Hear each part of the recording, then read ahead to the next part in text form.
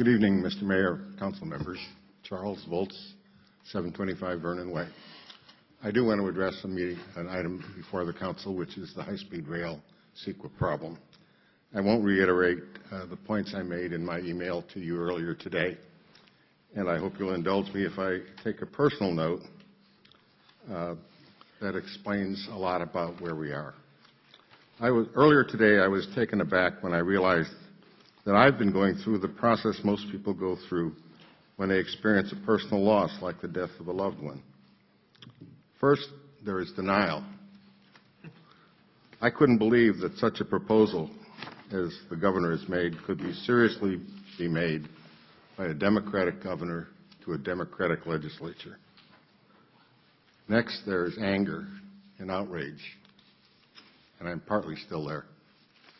But what follows that in most cases is a sad depression, and that's where I am tonight. It's depressing that our political system can allow this kind of shameful thing to happen.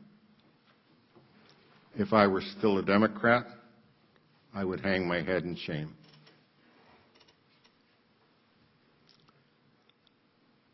In 45 years of law practice, I have never seen anything this bad and this insidious in terms of how the legal system is supposed to work, particularly the government's proposal that he totally emasculate the injunction procedures in CEQA.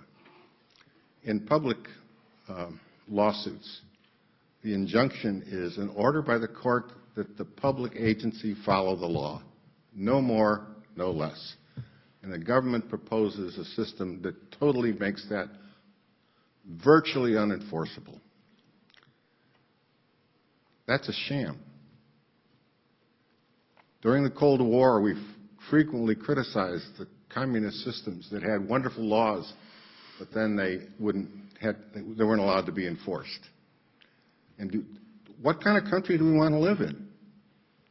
And this is really serious, and it is the cause for my depression. Many of you know that I received my early political education in Mayor Daley, Chicago, so I'm anything but naive about how politics works. But California in the 21st century is not 1950 Chicago. Californians rightly treasure our democratic processes that on important issues guarantees us meaningful citizen input and impartial judicial scrutiny. When we mess with those, we've lost a lot more than what today's governor thinks is important. And I'll conclude with this thought.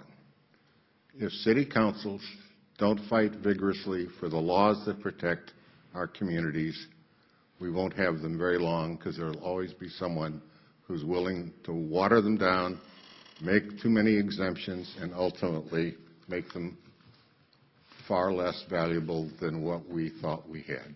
Thank you.